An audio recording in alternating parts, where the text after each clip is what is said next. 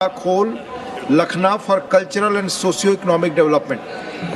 Thank you, Honorable Deputy Chairman Sir, for giving permission to raise an urgent public importance on the matter of construction of new railway line from Bolangir to Nuapada via Patnagarh, Khaprakhol, Lakhana for cultural development and socio-economic development of Western Odisha and in general Odisha state. Sir, the final location survey for construction of new railway line from Bolangir to Nuapada via Dhulusar, Chudapali, Bhainsa, Patnagarh, Gambhari, Khaprakhol, Lakhana has already been completed, sir.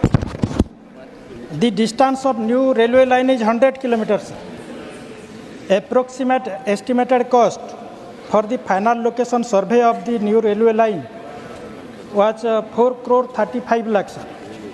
Sir, the proposed new railway line will fulfill the demand of tourists and cultural development of Harishankar temple, also the biodiversity heritage site of Gandhamardhan hill range, as well as the socio-economic development of Western Odisha.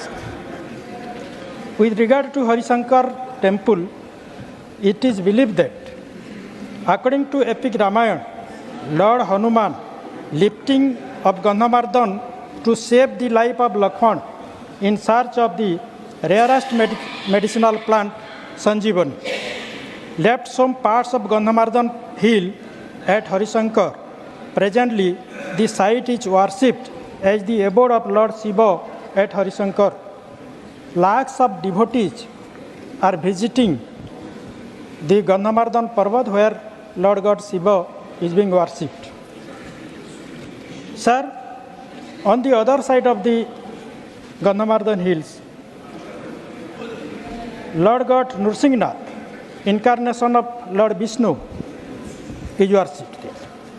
So, lakhs of devotees, lakhs of tourists and nature lovers, they are going to that place.